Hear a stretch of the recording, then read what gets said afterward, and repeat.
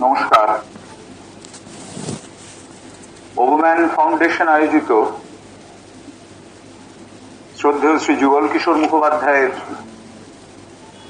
The practice of the integral yoga বা পূর্ণ যোগের সাধন পদ্ধতি, এই গ্রন্থটি পাঠ এবং আলোচনার এই অনুষ্ঠানে যারা সমবেত হয়েছেন তাদের সকলকে আন্তরিক স্বাগত এবং শুভেচ্ছা জানাচ্ছি। পূর্ণযোগের পথে আমাদের যে অগ্রগামিতার প্রয়াস, তাতে এই বইটি ভীষণভাবে সহায়তা করে। যুগলদা এমন অমোঘ সমস্ত বিষয়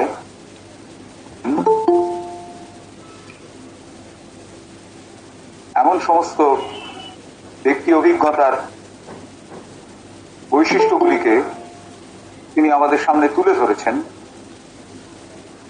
অধ্যাত্ম অগ্রগামিতার পথের সহায়ক হিসেবে, যে আমরা প্রত্যেকেই এই বইটি থেকে প্রভূতভাবে উপকৃত হই। আমরা বর্তমানে রয়েছি 7ম অধ্যায়ে, একেবারে তার শেষ পর্যায়ে।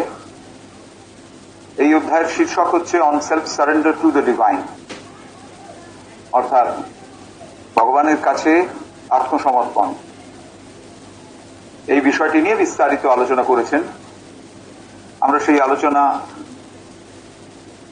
প্রায় শেষের পথে। একটি বিখ্যাত উক্তি সি কমেনের স্ট্রিমস ইন দ্য ডেজার্ট, এই বইটি থেকে একটি অত্যন্ত প্রয়োজনীয় উক্তি আমরা গতদিন পড়ছিলাম, সেখানেই আমাদের গতদিনের পাঠ শেষ হয়েছিল। তাতে উনি বলছেন, যখন আমরা ভীষণ রকম এই সাধনার পথে চলতে গিয়ে একেবারে প্রাথমিক পদক্ষেপ আমরা যারা রাখছি, অজস্র বাধা বিপত্তি প্রতি মুহূর্তে আমাদের প্রতিবন্ধকতা হিসেবে পথের সামনে অগ্রগামিতার সামনে এসে দাঁড়াচ্ছে। এই সমস্ত যখন আমাদের কাছে সন্দেহ এবং কঠিন পরিস্থিতির রূপে আমাদের সামনে এই প্রতিবন্ধকতাগুলো আসছে, আর কিভাবে আসে বলছেন, অসংখ্য কণ্ঠস্বর আমাদের যেন পথভ্রষ্ট করতে চায়। আবার এই যে নানা কথাই জমে, চিত্ত আমার নানা দিকে ভ্রমে, অর্থাৎ নানান জনের নানান সাজেশনস, সেগুলো আমাদের পথভ্রষ্ট করে। এবং আরো সমস্যা আছে, যখন আমাদের ভেতরকার বা কারুর কাছ থেকে শেয়ার্ড হওয়া ভীষণ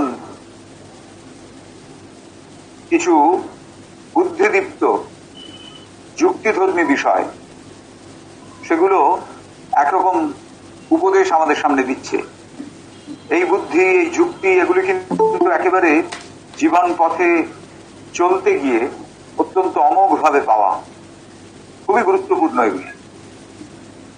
সেইগুলি যখন আমাদের ভেতরে একরকম উপদেশ দিচ্ছে, একরকম ভাবে এগোতে বলছে, অন্যদিকে আমাদের ভেতরের যে বিশ্বাস, সেটি আরেকটি পথ দেখাচ্ছে। এই সময়গুলিও আমাদের যেন পথ চিনে নিতে ভীষণ অসুবিধা হয়। শুধুমাত্র সন্দেহ এবং শুধুমাত্র কঠিন পরিস্থিতি নয়, এই বিষয়গুলো আমাদের ভীষণভাবে পথভ্রষ্ট করে দেওয়ার দিকে যেন নিয়ে যায়। এইরকম সময়ে বলছেন, আমাদের স্থির হতে হবে। বাইরে থেকে যত অনুপ্রবেশকারী আসুক না কেন, অর্থাৎ কথার ভেতর দিয়ে, জ্ঞানের ভেতর দিয়ে, অভিজ্ঞতার ভেতর দিয়ে, চিন্তার মধ্যে দিয়ে যত রকম বাইরের প্রভাব আসুক না কেন, তাদের সব শান্ত করতে হবে, তাদের সব নীরব করে দিতে হবে নিজে শান্ত থেকে। কিভাবে না, দিব্য উপস্থিতির ভেতরে যে একটি নীরবতা আছে, সেই নীরবতার স্পর্শে যখন আমাদের অন্তশ্চেতনা শান্ত হবে, তখন ওই যে বাইরে থেকে যারা আসতে চাইছে, নানান পথে যারা আমাদের আকর্ষণ করতে চাইছে, সে সমস্তকে নীরব করে দেওয়া যাবে। এই যে একটা ভঙ্গি, এই যে একটা আমাদের বিশেষ বিভঙ্গ সাধক হিসেবে একেবারে গভীর মনোযোগের এর ভেতর দিয়ে আমাদের এগোতে হবে। শুধুমাত্র এই বিষয়েই আমাদের আগ্রহী থাকতে হবে যে ভগবান কি স্থির করছেন সেইটুকুই শুধু আমি জানব, অন্য কোনো কিচ্ছু নয়।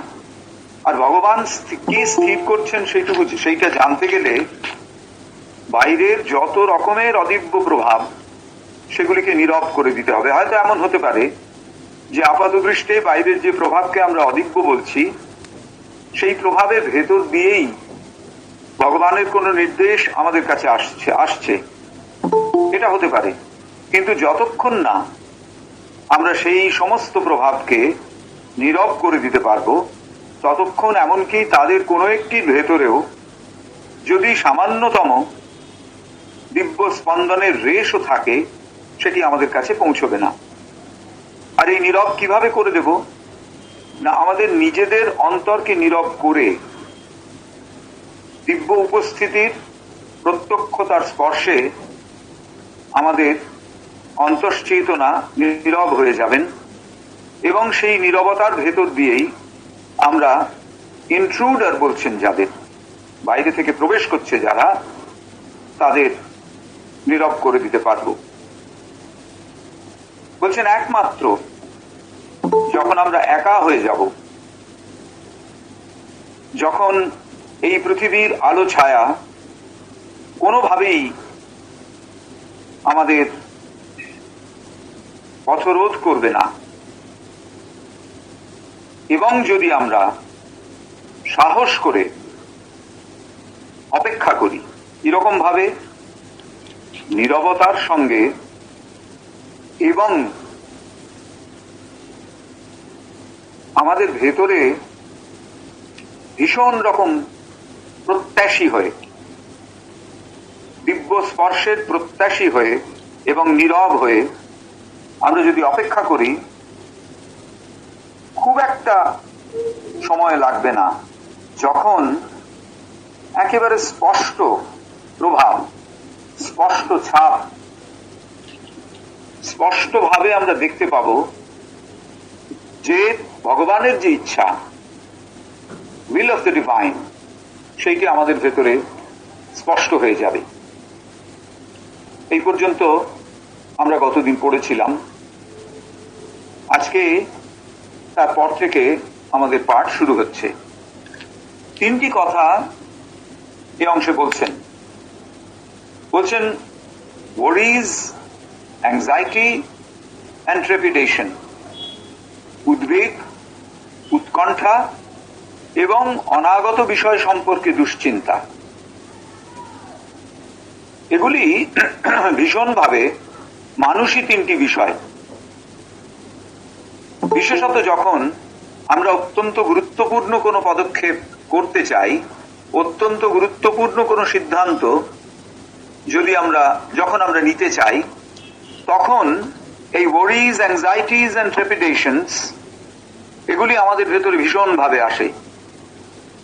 প্রতি মুহূর্তেই মনে হয় যেন যে ঠিক হবে তো, প্রতি মুহূর্তেই মনে হয় যেন সিদ্ধান্তগুলো ঠিক ঠিক নিলুম তো, প্রতি মুহূর্তেই মনে হয় আচ্ছা আমি তো এগোবো এই সিদ্ধান্তগুলো নিয়ে,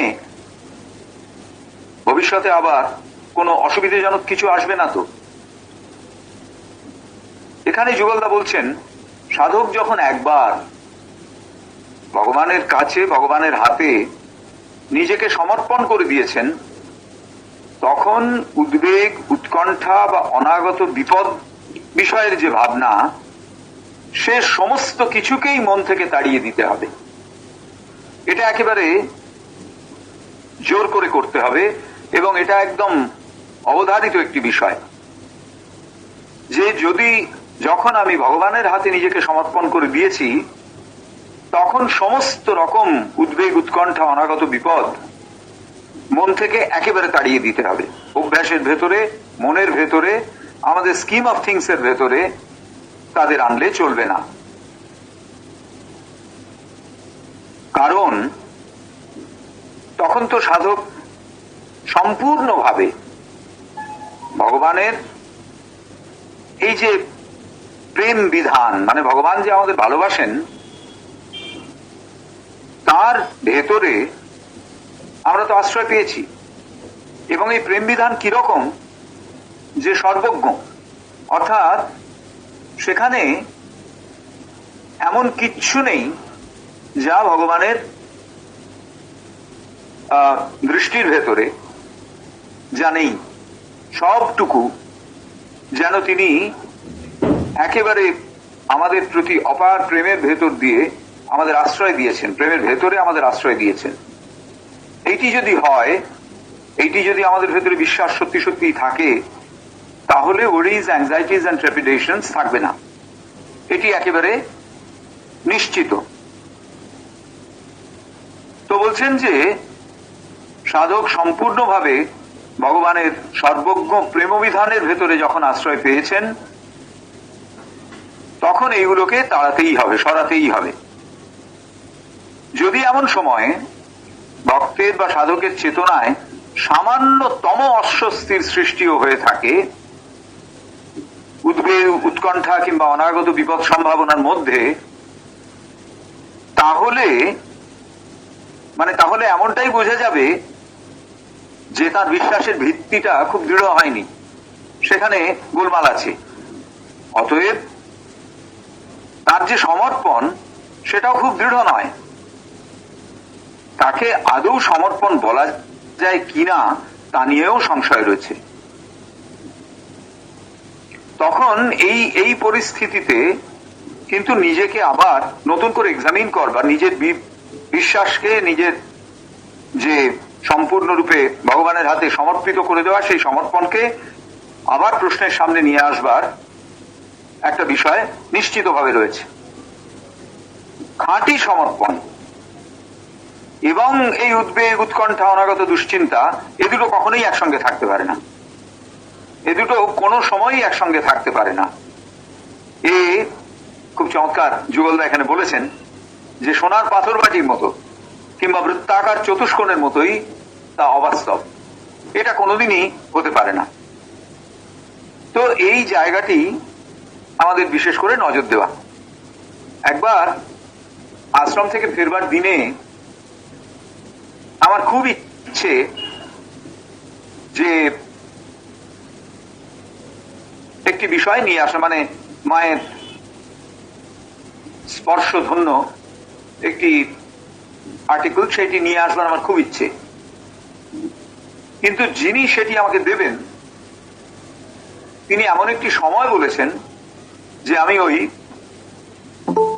ভুগছি, যে এই সময়ে ওটি নিয়ে তারপরে আবার বাস ধরে সেখান থেকে ট্রেন ধরা এ সম্ভব হবে কিনা, এই উদ্বেগ, উৎকণ্ঠা চলছে। আর অনেক রকম কিছু ভাবছি। আমার সঙ্গে একজন ছিলেন আশ্রম কর্মী, তাকে আমি বারবার বলছি এই বিষয়টি।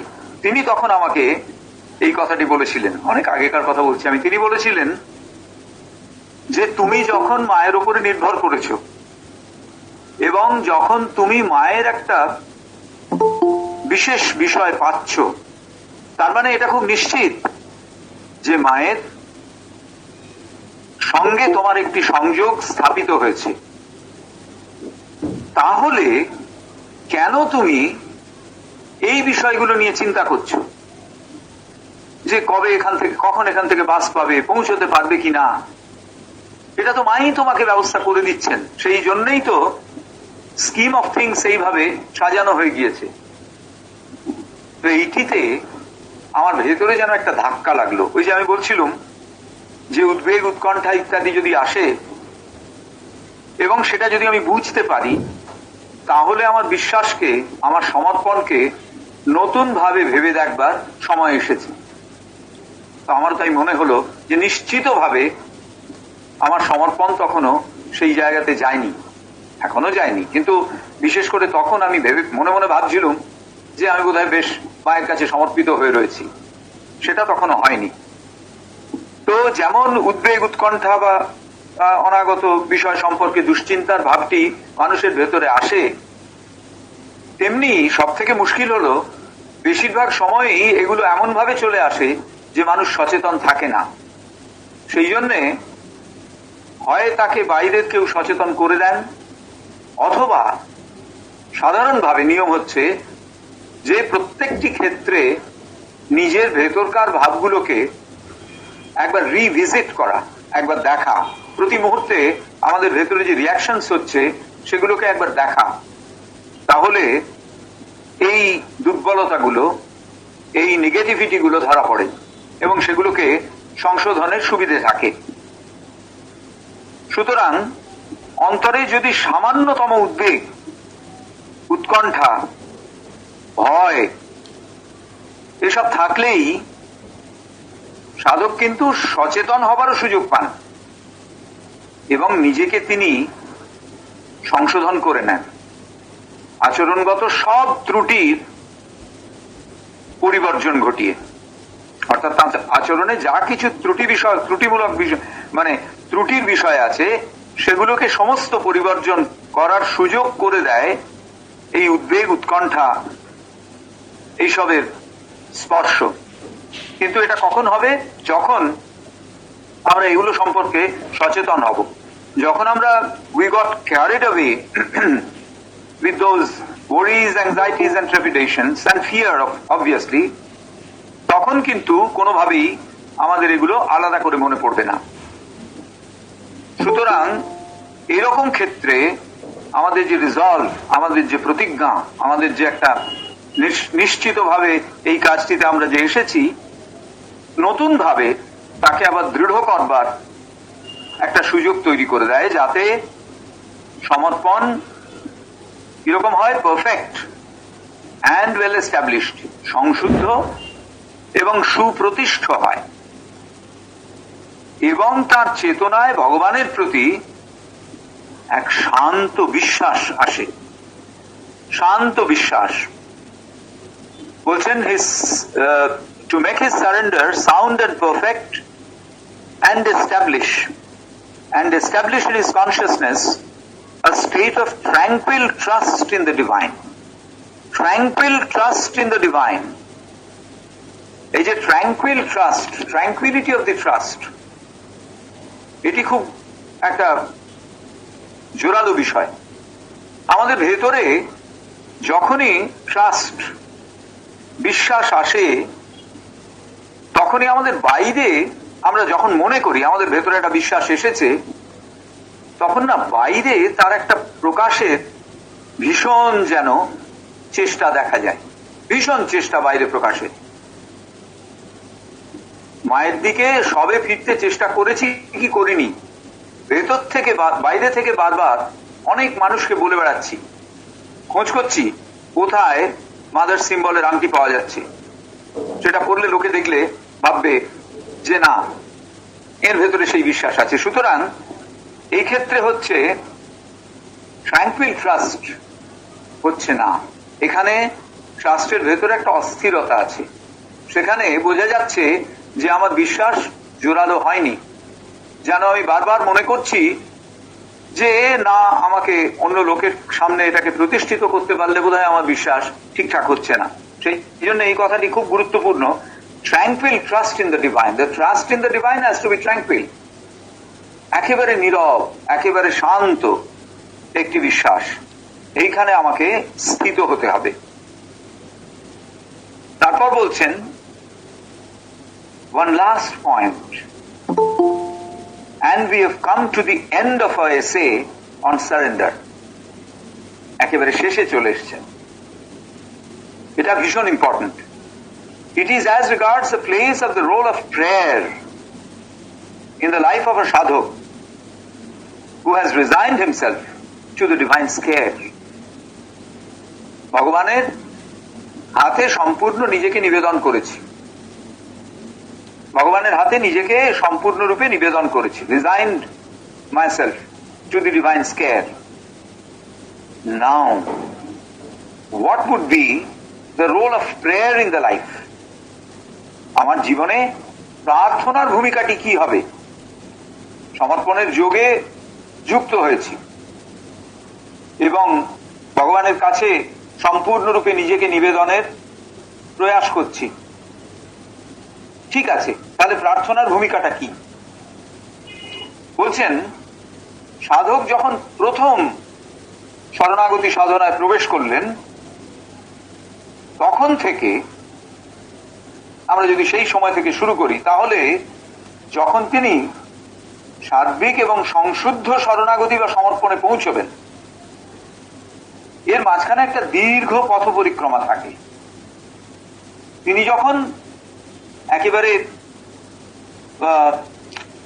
অলরাউন্ড পারফেক্ট অ্যাকমপ্লিশমেন্ট তার যখন হয়ে গেছে শরণাগতি সাধনার ক্ষেত্রে, তখন সেখানে আলাদা করে প্রেয়ারের ভূমিকা হয়তো কিছু নাও থাকতে পারে। আলাদা করে প্রেয়ারের ভূমিকা সেখানে থাকে না, কারণ সমস্ত অস্তিত্বই তখন নিবেদিত। যা কাজ করছি, আমার প্রয়াস সবই হচ্ছে একটা প্রার্থনা।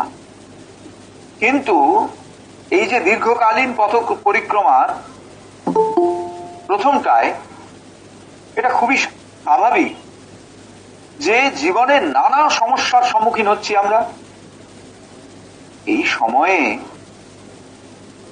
যাকে বলা হয়েছে যে নীরব পরোক্ষতা, অর্থাৎ আমরা যদি সাইলেন্ট প্যাসিভিটি এইরকম একটা আচরণ নিজেদের ভেতরে প্রতিষ্ঠিত করতে চাই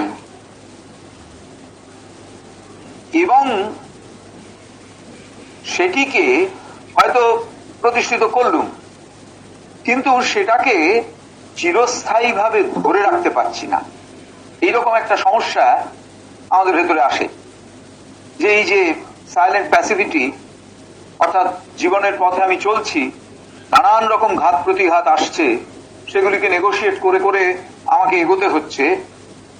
এই নেগোসিয়েশনের সময়ে এই যে ঘাত প্রতিঘাতগুলো নানাভাবে আমাকে আঘাত করছে, এগুলোতে আমি প্রভাবিত হয়ে যাচ্ছি। ওই যে একটা প্যাসিভ আউটলুক থেকে সেগুলোকে দেখছি, সেটা যেন হচ্ছে না। নদী তট সম কেবলই বৃথাই, প্রবাহ আঁকড়ি রাখিবারে চাই, একে একে বুকে আঘাত করিয়া ঢেউগুলি কোথা ধায়। অর্থাৎ বলছেন, অসাধারণ একটি তুলনা, যে নদী যখন প্রবাহিত হয় তখন প্রবল স্রোত তার দুই কূলে একটা ধাক্কা তৈরি করে। দুই কূলে সেই প্রবল স্রোত যেন ক্রমশ ধাক্কা তৈরি করে, ধাক্কা দিতে দিতে যায়। কবি একে বলছেন যে এই প্রবাহ যা চলে যাচ্ছে, কুল যেন তাকে ধরে রাখতে চেষ্টা করছে, আঁকড়ে ধরে রাখতে চেষ্টা করছে। নদী তট সম কেবলই বৃথাই, প্রবাহ আঁকড়ি রাখিবারে চাই। প্রবাহকে যেন ধরে রাখতে চাইছে তট। সেই জন্য কি হচ্ছে, কিন্তু প্রবাহ তো চলেছে, সেই খুলে দিচ্ছি। তার এই যে প্রবাহকে ধরে রাখতে চেষ্টা করছে, কিন্তু প্রবাহ চলে যাচ্ছে, প্রবাহ থামবে না। এই সময়ে সে কি করছে না, একে একে বুকে আঘাত করিয়া ঢেউগুলি কোথা ধায়। সে যেন সেই জন্যে আঘাত করে চলে যাচ্ছে। আমরাও যখন আমাদের জীবনের পথে চলছি, তখন অসংখ্য প্রতিঘাত, ঘাত প্রতিঘাত আমাদের জীবনে এসে পড়ছে।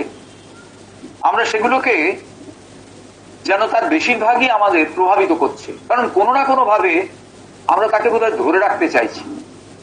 কিন্তু তারা তো পরবর্তী অভিঘাতের জন্য জায়গা করে দেবে, সে চলে যাবে, তারপরে আবার একটা কিছু আসবে। তাই জন্যে আমরা যেন বিক্ষত হই, ধরে রাখতে মানে ধরতে চাই বলে। তো সেই জন্য বলছেন যে এই নীরব পরোক্ষতাকে ধরে রাখতে অসক্ষম হন এবং এমনটাই ভেবে ভগবানের দিকে তাকান যাতে তার প্রয়োজনীয় প্রত্যক্ষ সহায়তা সাধনার জন্য পাওয়া যায়।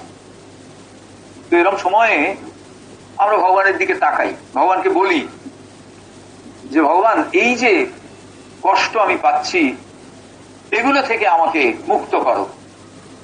এতে অসুবিধে কিছু নেই, শুধুমাত্র একটা বিষয়ে সচেতন থাকতে হবে, সেটি হচ্ছে এই প্রার্থনা যেন পার্থিব মনের যে সমস্ত অপবিত্র এবং অনাবশ্যক রকমের বিষয়গুলির সঙ্গে আমাদের যোগাযোগ, সেগুলিকেই চাওয়া না হয়ে দাঁড়ায়। এই জায়গাটা খুব গুরুত্বপূর্ণ। বলছেন, only he should be careful that his prayers do not degenerate into the impure and importunate stuff. That is what the prayers of ordinary worldly people are, who are interested only in the fulfillment of their egoistic desires and not in the development of their spiritual life. অর্থাৎ আমাদের জীবনের অনেক চাহিদা রয়েছে, অপ্রাপ্তি অনেক। সেই অপ্রাপ্তির বেশিরভাগই আমাদের কাছে কে সেই খবরগুলো তুলে দেয়? না, আমাদের ইগোইস্টিক কনসিয়াসনেস, অহংতাড়িত চেতনা, সেটি তুলে দেয় আমাদের কাছে। দেখো, এক্স একই রকম কিন্তু কতটা এগিয়ে গেল, তুমি ওর মতো পারলে না। ভগবানের কাছে প্রার্থনা যে ভগবান, আমাকেও ওর মতো করে দিন, অথবা আরো ডেঞ্জারাস, ও যাতে খানিকটা খাটো হয়ে যায় আমার থেকে, সেই ব্যবস্থা করব। এই রকমের অজস্র চাহিদা আমাদের। এই চাহিদাগুলো ওই যে বললুম যে বারবার আমাদের ধাক্কা দেয়। ধাক্কা দিক, তাতে অসুবিধে নেই, ধাক্কা দিচ্ছে, আমরা তার জন্য ভগবানের কাছে প্রার্থনা করছি, কিন্তু প্রার্থনার প্রকৃতিটা বদলে যাচ্ছে। যেহেতু সেগুলো আমাদের প্রভাবিত করছে, সুতরাং সেই অহংতাড়িত কামনা বাসনার চরিতার্থতা সেইটাই হয়ে দাঁড়াচ্ছে আমাদের ভগবানের কাছে প্রার্থনার বিষয়। এইখানে কিন্তু পার্থক্য। একজন মানুষ যিনি অধ্যাত্ম জীবনকে, অধ্যাত্ম অভিপ্সাকে জীবনের সঙ্গে যুক্ত করেছেন, তার জীবনটা কিন্তু বদলে গেছে। তার জীবন আর ওই আমার এটা চাই, আমার ওটা চাই, এটা হলে ভালো হয়, ওটা হলে ভালো হয়, এর ভেতরে নেই। এইখানে বিশেষভাবে আমাদের সচেতন থাকার প্রয়োজন। বলছেন, পার্থিব সাধারণ মানুষ, নিতান্তই পার্থিব সাধারণ মানুষ, যারা শুধু অহংতাড়িত বিষয়ের এবং কামনার চরিতার্থতাতেই আগ্রহী, অধ্যাত্ম জীবন নিয়ে যাদের কোন রকম বিশেষ আগ্রহ নেই, তাদের প্রার্থনা আমরা একদম পরিষ্কার, এখানে একেবারে যেন আলাদা করে দেওয়া হয়েছে।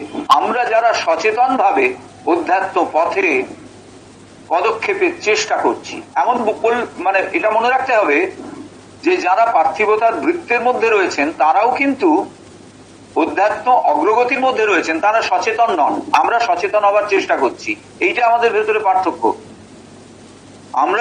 আমরা যারা সচেতন হবার চেষ্টা করছি, যারা সচেতন ভাবে অধ্যাত্ম জীবনে তাদের ক্ষেত্রে আসতে চেষ্টা করছি, তাদের ক্ষেত্রে প্রার্থনার প্রকৃতিটা বদলে যাবে। ওই দাও দাও দাও, এই চাই ওই চাই, এগুলো থাকবে না। মা বলেছেন, মা এক সময় বলছেন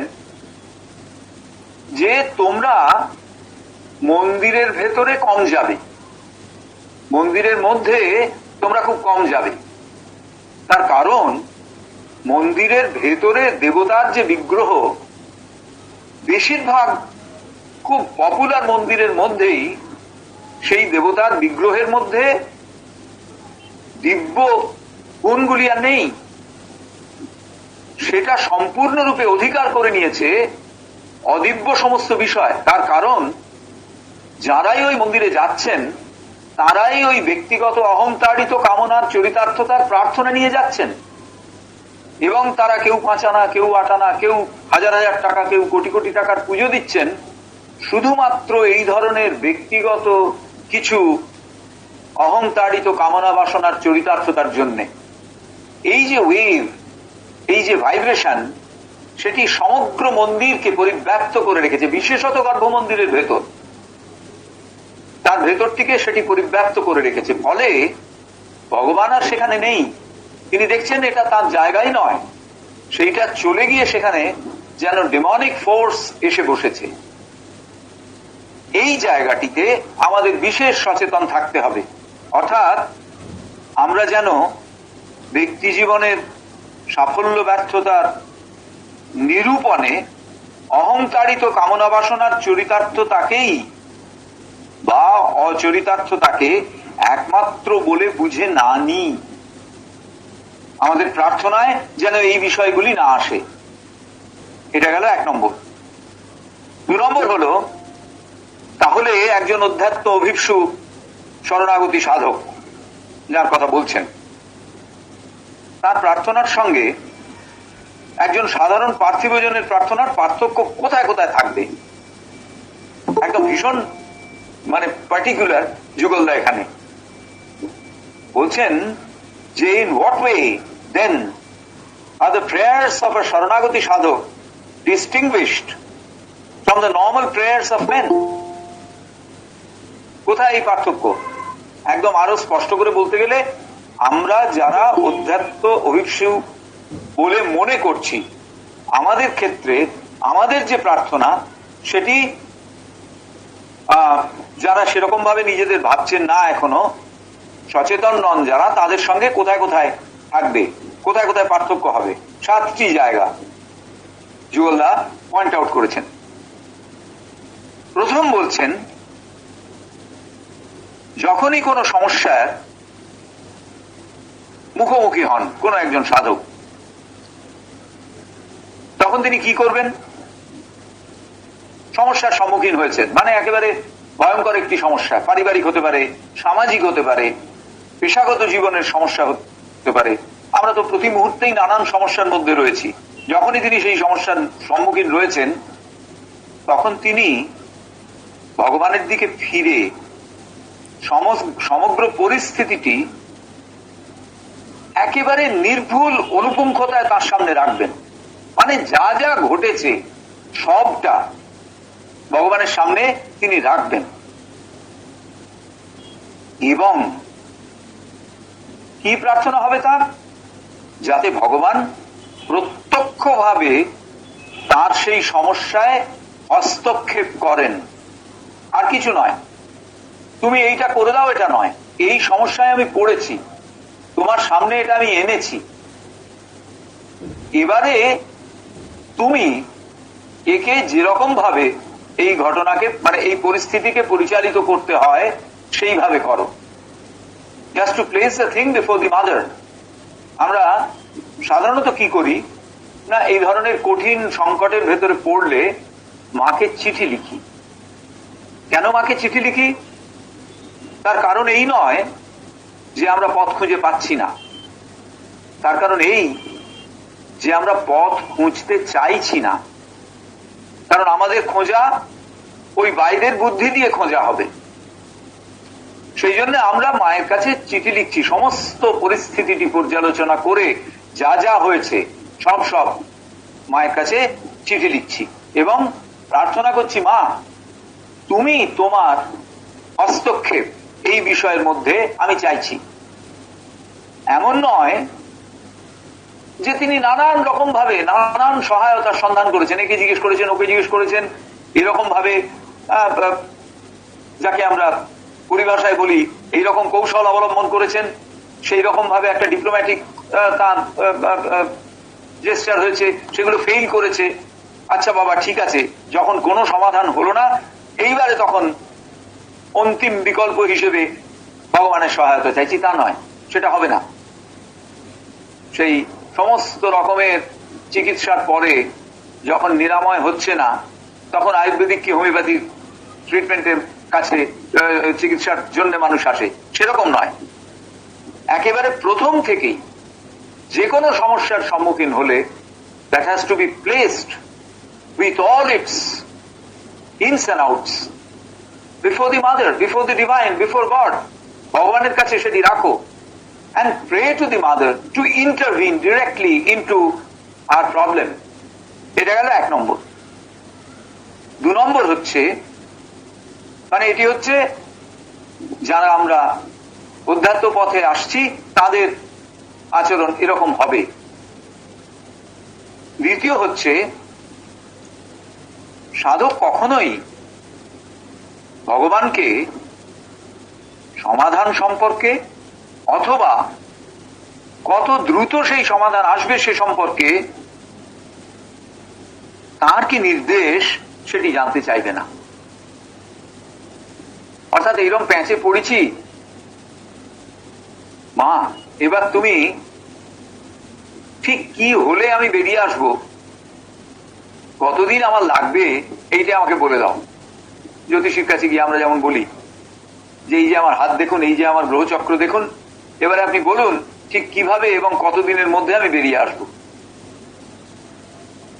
তো জ্যোতিষী হাতটা দেখলেন, ক্যালকুলেট করলেন, করে বললেন যা বুঝতে পারছি আগামী বছর 5 আপনার এই খারাপ সময় চলবে, তারপরে আগামী 5 বছর আপনার এই খারাপ সময় চলবে। তখন আমরা জিজ্ঞেস করলুম যে আচ্ছা জ্যোতিষ মশাই তারপরে কি হবে? জ্যোতিষী আস্তে করে বললেন তারপরে অভ্যেস হয়ে যাবে। তো বলছেন যে এইরকম ভাবে আমরা যেন কখনোই ভগবানকে সমাধান সম্পর্কে কিংবা কত দ্রুত সেই সমাধান আসবে সে সম্পর্কে কোনো নির্দেশ যেন আমরা তার না চাই। অত্যন্ত নিশ্চিত ভাবেই সাধক সমস্ত কিছুই দিব্য প্রজ্ঞার বিধানের উপর ছেড়ে দেবেন। বলছেন the sadhak will not seek to dictate to the divine what the solution should be or how soon the solution should come. He will confidently leave everything to the direction of the divine wisdom. দিব্য প্রজ্ঞা নিজের মতো করে ঘটনা প্রবাহকে এগিয়ে নিয়ে চলবেন। আমি সম্পূর্ণভাবে সেই অগ্রগামিতার উপর নির্ভর করব, যত দিনে সেটা হোক না কেন আমি তার জন্য উতলা হব না। এটি গেল দ্বিতীয়। তৃতীয়, সাধক কখনোই প্রার্থনা থেকে বিরত হবেন না। He will not cease from praying, even if it takes a long time for the solution to come. মায়ের কাছে বলেই যাচ্ছি সমাধান আসছে না, কিন্তু বিরত হলে চলবে না। সমানে মাকে বলতে হবে, সমানে মাকে বলে যেতে হবে। He will wait in calm patience and continue praying till a clear indication comes from the divine that his prayer is misplaced and the thing he is asking for is not in conformity with the divine will, but is arising only out of his egoistic ignorance. বলছেন প্রার্থনা কখনোই বন্ধ করছেন না, constantly প্রার্থনা করে যাচ্ছেন। যতক্ষণ না ভগবানের কাছ থেকে কোনো সমাধান আসছে ততক্ষণ প্রার্থনা চালিয়ে যেতে হবে। এমনকি যদি দেখা যায় যে প্রার্থনা একেবারেই ভগবান নাকচ করে দিলেন, বললেন না না না এ সমস্ত দেওয়া যাবে না, তার কারণ এটা তোমার ইগোইস্টিক ডিজায়ার থেকে আসছে, তুমি যা চাইছো তা তোমাকে দেওয়া যাবে না। যেমন আমাদের মাথার ভেতরে ঢুকে রয়েছে যে ভগবানকে দর্শন করতে হবে। যুগ যুগ ধরে বিভিন্ন পরম্পরাতে ভগবান দর্শনের কথা বলা হয়েছে, অতএব ভগবানকে দর্শন করতে হবে, এটি আমার চেতনার ভেতরে ঢুকে আছে। আমি সমানে প্রার্থনা করে যাচ্ছি ভগবানকে দর্শন করব, ভগবানকে দর্শন করব। এই যে প্রার্থনা করছি, আমার ভেতরে না একটা মানে ভাবনাগত বিশিষ্ট বিভঙ্গ তৈরি হয়ে গেছে।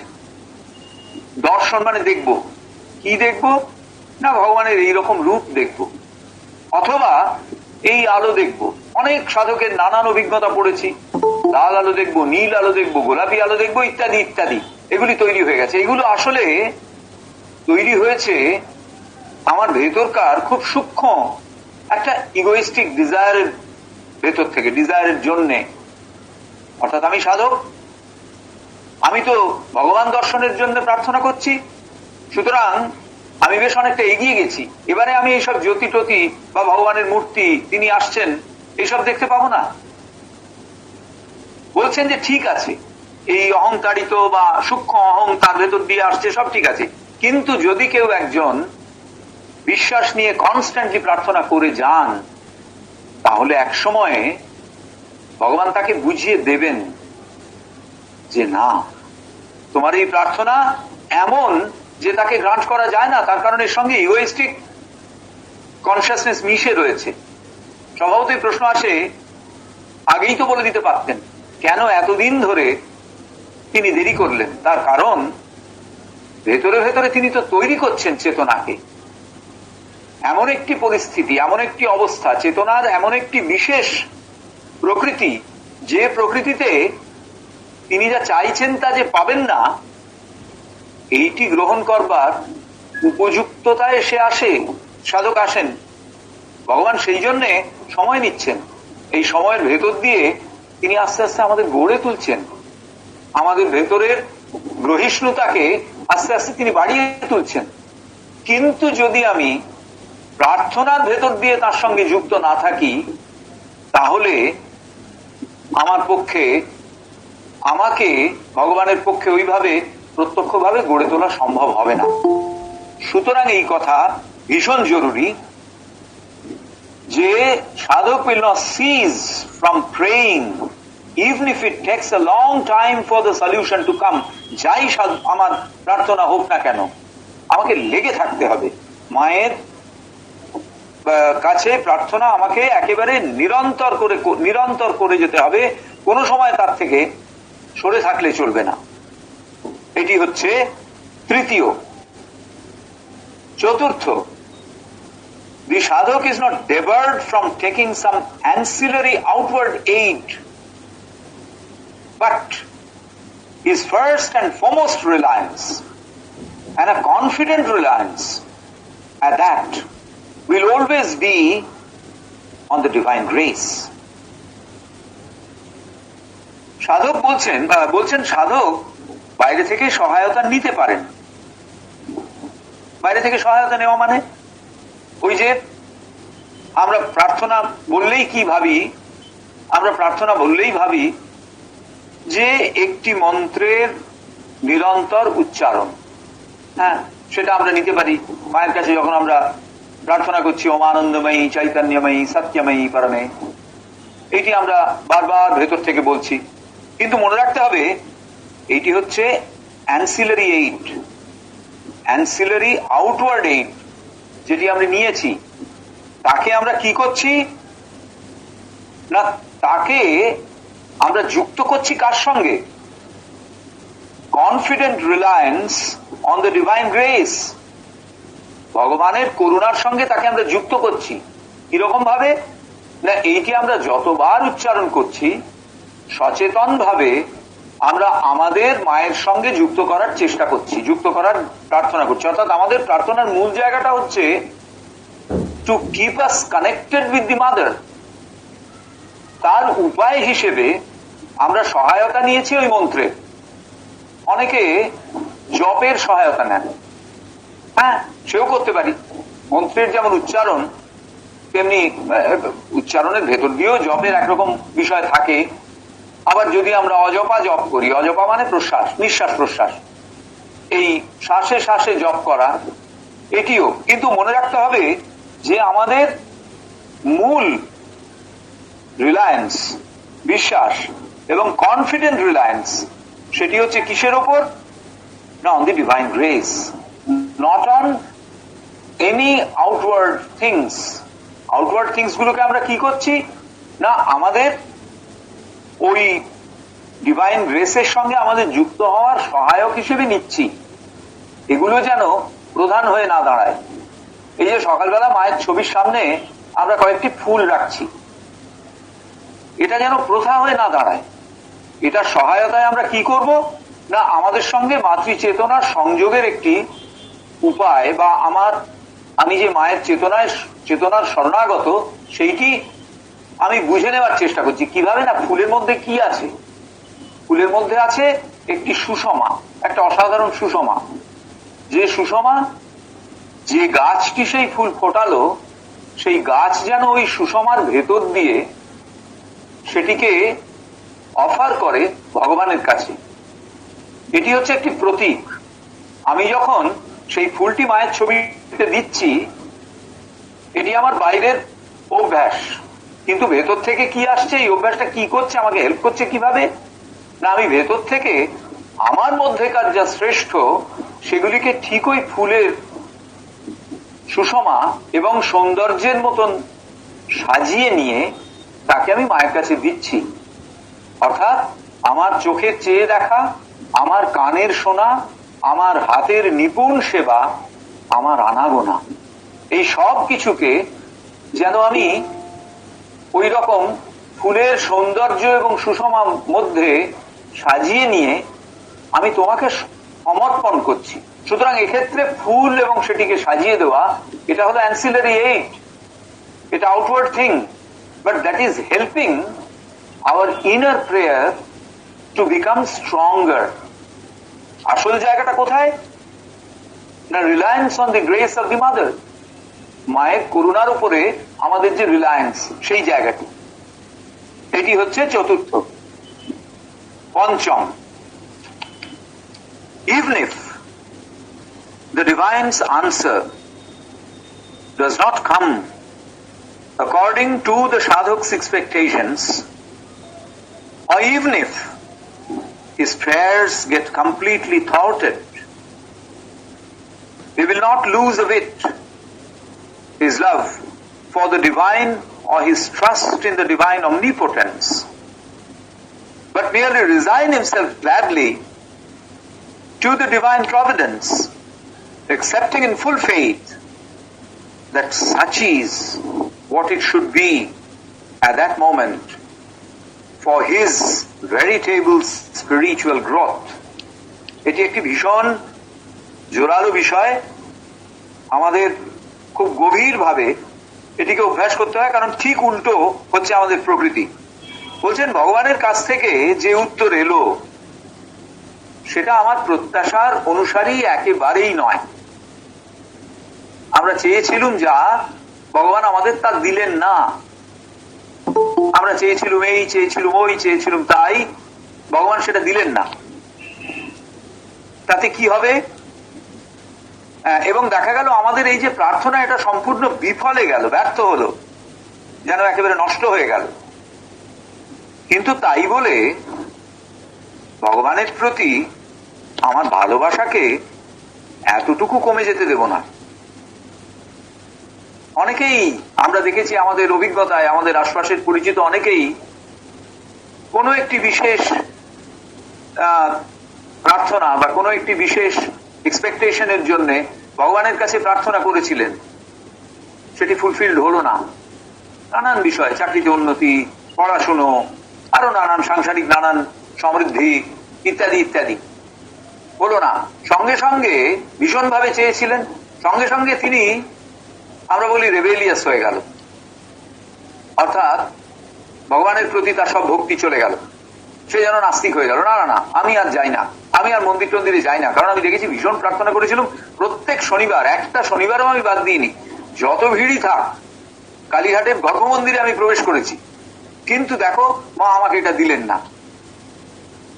এই হচ্ছে losing faith on the love for the divine. বলছেন, না, যাই হোক না কেন, আমার প্রার্থনা যদি পূর্ণ নাও হয়, তাহলেও আমি ভগবানের প্রতি ভালোবাসা আমার যেন একটুও কমে না যায়, his trust in the divine omnipotence. আমরা এমন না ভাবি যে ভগবান একেবারেই অকেজো, আমার এইটুকু সামান্য কাজ, সারা পৃথিবীকে তিনি চালাচ্ছেন, আমার এই সামান্য কাজটুকু করে দিতে পারলেন না, তার বোধহয় বিশেষ ক্ষমতা নেই, তিনি শুধু ওই ওপর থেকে বড় বড় চোখ করে দেখেন আর কিছু করেন না। এই যে ডিভাইন অমনিপোটেন্সের ওপরে আমার ট্রাস্ট চলে যাওয়া, দিব্য সর্বক্ষমতার ওপরে আমার বিশ্বাস চলে যাওয়া, এটি চলে গেলে হবে না। তাহলে কি করতে হবে? But merely resign himself gladly to the divine providence. ভগবানের বিধানের কাছে নিজেকে সম্পূর্ণরূপে ছেড়ে দিতে হবে। হ্যাঁ, কারণ সম্পূর্ণ বিশ্বাস নিয়ে এটিকে গ্রহণ করতে হবে যে such is what it should be, এটাই হওয়ার দরকার ছিল আমার জন্য, এই মুহূর্তে আমার আধ্যাত্মিক অগ্রগতির জন্য এই বিষয়টিরই প্রয়োজন ছিল, সেই জন্যই ভগবান এটি আমাকে দিয়েছেন। এই বিশ্বাসের দৃঢ়তা এইটি আমাদের ভেতর তৈরি করতে হবে। আমাদের প্রকৃতি কিন্তু এর সম্পূর্ণ বিপরীত, সুতরাং আমাদের এর উল্টো ভাবে তৈরি করতে হবে। আমি বহু বাসনায় প্রাণপণে চাই, বঞ্চিত করে বাঁচালে মোরে। অর্থাৎ অসাধারণ একটি গীতি কবিতা। না চাহিতে তুমি যা করেছ দান, আকাশ আলোক তনু মন প্রাণ, দিনে দিনে তুমি নিতেছ আমায়, সে মহাদানের যোগ্য করে, অতি ইচ্ছার সংকট হতে বাঁচায় মোরে। কি অসাধারণ কথা দেখুন, বলছেন ভগবানের এই যে দান, আকাশ আলোক, আমার শরীর, আমার মন, আমার প্রাণ, এই সমস্ত কিছু, এগুলো কেন দিয়েছেন তিনি আমাদের? যাতে আমরা শুধুমাত্র তার অভিমুখী হতে পারি। কিন্তু আমরা ওই যে বহু বাসনায়, অর্থাৎ এগুলোর সঙ্গে আমাদের অহংতাড়িত বাসনাকে এমন ভাবে জড়িয়ে ফেলেছি যে আমরা প্রতি মুহূর্তে অনেক কিছু চাইছি। ভগবানের উপায় নেই, তিনি সেগুলো দেবেন না, কারণ যতক্ষণ তিনি সেগুলোকে নাকচ না করবেন ততক্ষণ আমরা তো তার এই মহাদানগুলোকে গ্রহণ করতে পারবো না। এই বিশ্বাসটি মনের ভেতরে রাখা, accepting in full faith that such is what it should be at the moment for his veritable spiritual growth. আমার অধ্যাত্ম অগ্রগামিতার জন্য এই প্রার্থনা পূর্ণ না করা এটি বিশেষ প্রয়োজন ছিল। এটি হচ্ছে 6 নম্বর। বলছেন কখনো কখনো ভগবান তার সম্পূর্ণ পরিকল্পনা প্রথমেই সাধকের কাছে মেলে ধরেন না। অর্থাৎ তিনি কি করতে চাইছেন, সাধকের জীবন নিয়ে বা সাধনার একটা বিশেষ জায়গা, সেটা কিভাবে তিনি সাধকের জন্য ঠিক করে রেখেছেন, কিভাবে তিনি ঘটনা প্রবাহকে পরিচালিত করবেন, প্রথমেই সাধকের সামনে সেটি মেলে ধরতে চান না। সাধকের ভেতরে, মানে মনের ভেতরে হয়তো সেই বিস্তৃত পরিকল্পনার শুধুমাত্র প্রথম অংশটুকুই তিনি বললেন। সেই বিরাট রাস্তা, গাইডকে জিজ্ঞেস করা হচ্ছে বারবার, মানে ট্রেকিং রুট, গাইডকে জিজ্ঞেস করা হচ্ছে বারবার, আচ্ছা কতগুলো চড়াই আছে এখানে? একবারে সামনে কি হ্যাঁ, এগিয়ে নিয়ে চলেছে, সামনে একটাই চড়াই, আর বিশেষ নেই। ওমা, সামনের চড়াইটা তো খুব বহু কষ্টে পেরোনো গেল, তারপরে একটুখানি সমতল, বেশ চমৎকার অরণ্যাবৃত পর্বত পথ, এগিয়ে যাওয়ার পরে আবার একটা জোরালো। কি হলো, তুমি যে বললে আগে মানে ওই একটাই চড়াই আছে, ये কি है उसके बाद रास्ता बहुत अच्छा है। আবার তারপরে ফের চড়াই। তো ঠিক এইরকম বলছেন শুধুমাত্র প্রথম চরণটুকুই উন্মোচিত হয়েছে। সমর্পিত সাধক যিনি হবেন তিনি কিন্তু দ্বিধাহীন ভাবে সেইটুকু অগ্রগামিতাকেই লক্ষ্য করে এগিয়ে পড়বেন। ওইটুকুই আমার লক্ষ্য, যতটুকু ভগবান আমাকে দেখাচ্ছেন। তারপরে গিয়ে কি হবে পৌঁছানোর পর দেখা যাবে। যদি তিনি বলেন যে আর এগোতে না বলেন, থেমে যাব ওখানেই। যদি তিনি বলেন আরো এগোতে, যেরকম তিনি বলবেন সেরকম। যতই মনে হোক না কেন যে ওরে বাবা তার পরের অংশটা তো অন্ধকারে ঢাকা, কিন্তু আমাকে আস্থা এবং নির্ভরতার সঙ্গে যতটুকু পথ নির্দেশ ভগবান দিচ্ছেন দ্বিধাহীন ভাবে সেইটুকু অনুসরণ করতে হবে। তাহলে যদি আমরা এটা করতে পারি, অচিরেই সাধক সানন্দে আবিষ্কার করবেন কিভাবে এই পরাজ্ঞানী দিব্য নির্দেশক সাধককে তার উদ্ধার্ত লক্ষ্যের দিকে সমস্ত কুয়াশাকে সরিয়ে সরিয়ে এগিয়ে নিয়ে চলেছেন। সব কুয়াশাকে সরিয়ে তিনি এগিয়ে নিয়ে যাবেনই, কিন্তু তার জন্য যতটুকু তিনি আমাদের বলছেন ততটুকুই যেতে হবে। মনে করলে চলবে না যে শুধু এইটুকু, ওরে বাবা তারপরে তো কি হবে বুঝতে পারছি না, তাহলে কি যাবো কিনা, এইসব সংশয় নয়। এটি হলো 6th পয়েন্ট। 7th পয়েন্ট, এটি লাস্ট। বলছেন one last point. The sadhak has to see at all times that his prayers tendered to the divine do not get marred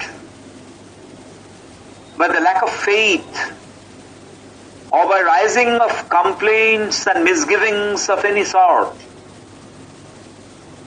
He should not nurture in his mind and heart any cynical or feeble-willed doubts like, who knows whether the divine has indeed heard my appeal, or given the complex situation, he may not perhaps be able to deliver me from my difficulty, or who knows whether the divine exists at all. এইসব সন্দেহ। বলছেন যে সাধককে সব সময়ই এমন এটা দেখতে হবে যে যেন তার প্রার্থনা কখনোই বিশ্বাস থেকে বিচ্যুত না হয়। অর্থাৎ এই যে আমি প্রার্থনা করছি ভগবানের কাছে, তার মধ্যে যেন বিশ্বাসের ঘাটতি এতটুকু না থাকে। কিরকম থাকে তার উদাহরণ দিয়ে দিয়েছেন। বলছেন আমাদের এক সময় মনে হয় কি জানি সত্যি সত্যি ভগবান আমার প্রার্থনা শুনলেন তো, নাহলে একদিন ধরে বলছি, এতদিন ধরে মন্দিরে মাথা করছি, কিন্তু কই কিছুই তো হচ্ছে না। আবার কেউ কেউ এরকম ভাবেন যা জটিল পরিস্থিতি, সেক্ষেত্রে আর আমারও জীবনের যা অবস্থা, সেক্ষেত্রে আমাকে হয়তো শেষ পর্যন্ত আমার এই কষ্ট থেকে ভগবানের পক্ষে মুক্তি দেওয়া সম্ভব হবে না, কারণ এই কঠিন পরিস্থিতিতে তিনি পারবেন কি দিতে। এটি second level of doubts. Third level of doubts বলছেন যে ভগবান আছেন তো সত্যি সত্যি, যে তিনি তার কাছে আমি প্রেয়ার করে যাচ্ছি। তো এই যে সমস্ত ডাউট, এই যে সমস্ত বলছেন cynical or feeble willed doubt, feeble willed অর্থাৎ খুব দুর্বল ইচ্ছা শক্তি, এগুলির ভেতর থেকেই এই সন্দেহগুলো এগিয়ে আসে। বলছেন even the slightest intrusion of doubt like this or any egoistic complaints addressed to the ever-loving divine will throw a spanner on the effective action of the divine grace. যদি এগুলি আসে তাহলে দিব্য করুণার পথে সেটি একটা বড় প্রতিবন্ধক হয়ে দাঁড়াবে। অর্থাৎ কোন অবস্থাতেই যেন দেখো এতটুকু দ্বিধা, এতটুকু অবিশ্বাস না আসে। প্রেয়ার যেন পরিপূর্ণ বিশ্বাস থেকে মানুষ করতে পারেন। এর বাইরে মানে বিশ্বাসের জায়গা থেকে যেন এতটুকু পতন আমাদের না ঘটে। এইটি হচ্ছে 7th পয়েন্ট, যেটি প্রেয়ারের জন্য আমাদের প্রার্থনার জন্য আমাদের মাথায় রাখতে হবে।